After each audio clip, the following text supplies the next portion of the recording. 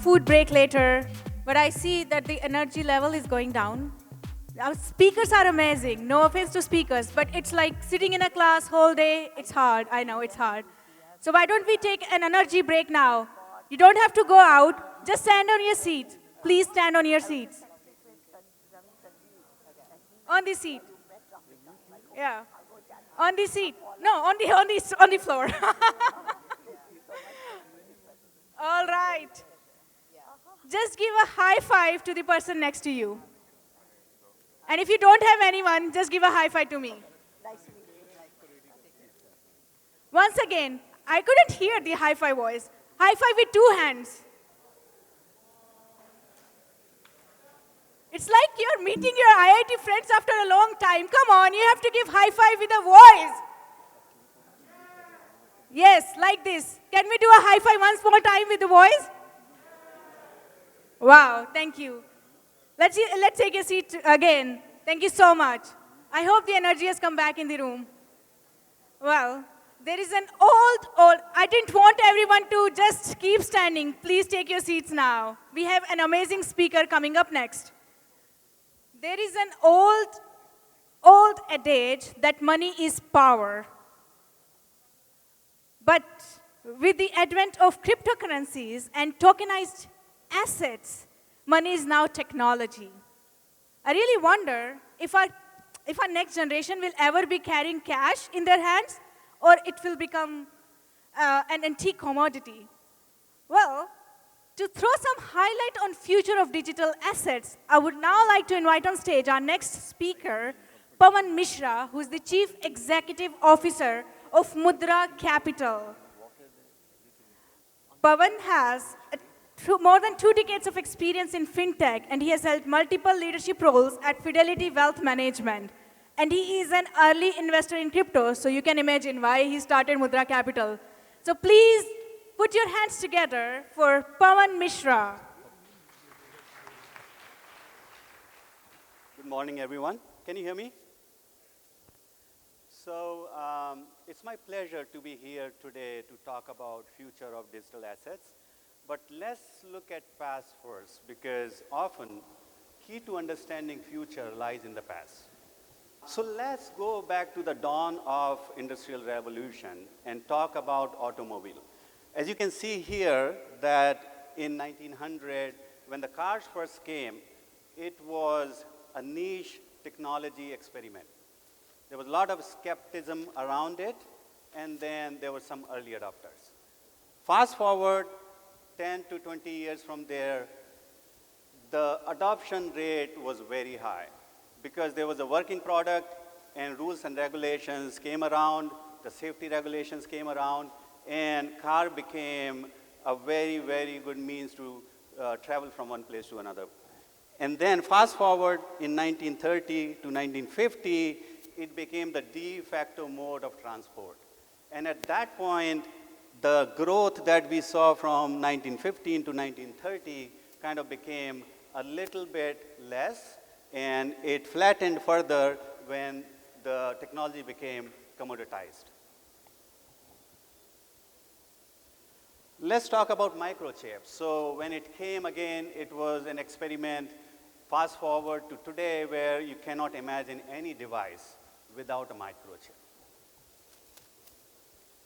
Then let's talk about internet. So many of us know the first version of internet, you did not even have a graphics, right? And fast forward to now, where internet is really live for everything, right? Many people cannot imagine their life without a minute without internet. So that's where we are. And then let's talk about smartphones. When they came in, you can see a BlackBerry here.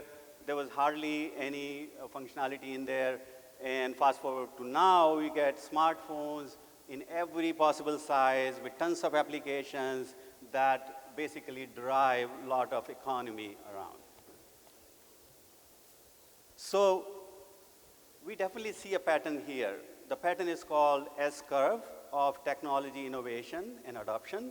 So at the beginning of any technology innovation, the growth rate is very slow because the new technology is coming in, people are watching it, there are many skeptics, they don't believe in it. While there are some early adopters, they're sold on that technology. And a lot of infrastructure during the first phase, called early innovation phase, is being put in place, including regulation as well. And then from there, the technology goes into the next phase, which is called working product, which is where most skeptics who were not into it, now they see it working, and they're able to utilize it on day to day. And this is where mass adoption happens. And then it goes to a mature product, as you saw in some of those examples, where the growth kind of becomes constant. It's not as much as it going from early adoption to working product.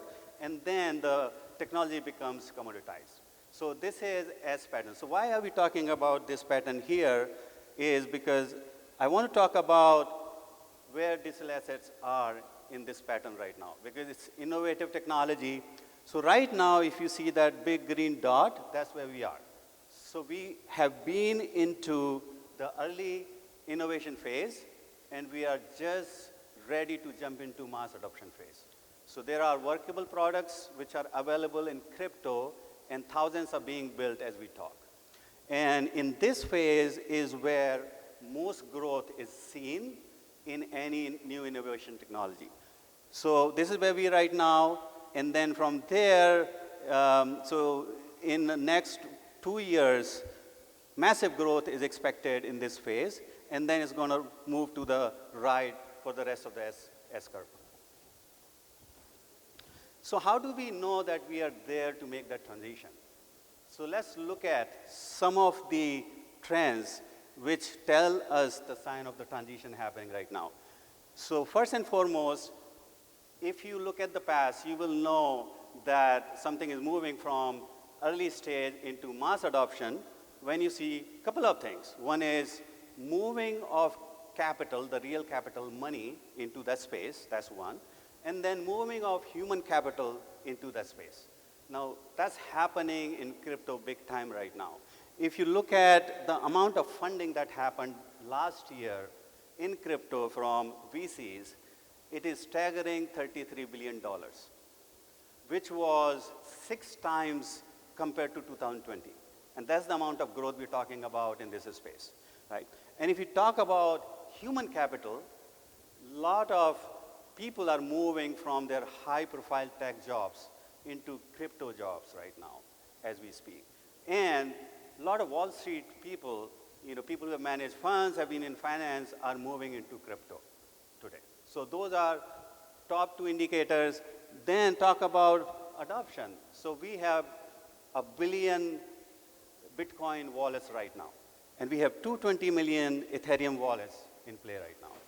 And then there are more than 4,000 decentralized applications which are running on crypto platforms. Now, we are not talking about any DApp here, decentralized application here. We're talking about reputed applications which are known, which have a use case, right? Because every day there are thousands of new dApps being launched. So these are the dApps which are known, which have a use case.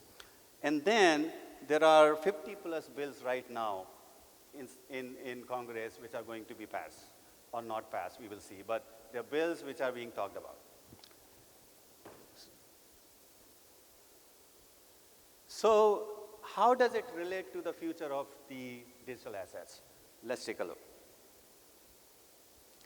So if we look at the trends right now going in the digital assets realm, we will know how this is going to play out. So first trend we talk about is crypto infrastructure. So just like a car needs road, a nice road, and safety regulations in order for mass adoption, crypto needs scale and speed in order to have mass adoption, right?